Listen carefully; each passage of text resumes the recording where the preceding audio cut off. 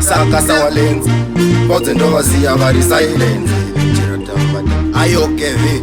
avandizive kuti ndinobve manganika maticha akadzingwa vanganika masoja akaziya basa vangani vanhu vakutsvaga mabasa vakauya kwedoko basa sitova pamabasa ungandireva ungandituka asi basa rangu ini nderechikwecha ungava uri ticha muporisa kana musoja mari yacho ikangovana inongoshanda futi chero zvawada zvingava zvine muzora zvinapasa futi chero kutoipecha vanotidzikisira ndivo kamakati maticha pamwe chete nemapilot vanoti hatina kufunda asi pamari isizi kutovakunda inzwa uri muyunifomu ini muberengebo paunobata choku ini nechizerabo makugraduate toita zvipo pangu pabasa ipapo ndange ndichingoripo ungandireva ungandituka asi basa rangu ini nderechikwecha ungava uri ticha muporisa kana musoja mari yacho ikangovana inongoshanda futi chero zvawada zvingava zvine muzora zvinapasa futi chero kutoipecha unonzwa voti futi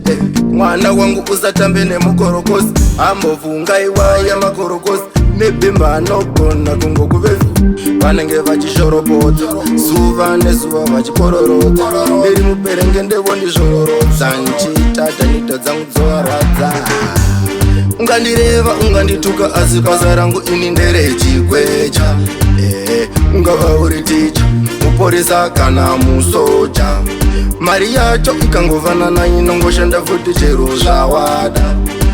zvingava zvine muzora zvinapasa futi chero kutoipecha vanotidzikisira ndivo kamakati maticha pamwe chete nemapilot vanoti hatina kufunda asi pamari isizi kutovakunda inzwa uri muyunifomu ini muberengebo paunobata choku ini nechizerabo makugraduate toita zvipo pangu pabasa ipapo ndange ndichingoripo ungandireva ungandituka asi basa rangu ini nderechikwecha ungava uri ticha muporisa kana musoja mari yacho ikangovana inongoshanda futi chero zvawada zvingava zvine muzora zvinapasa futi chero kutoipecha unondireva unondituka asi basa rangu ini nderechikwecha ungava uri ticha muporisa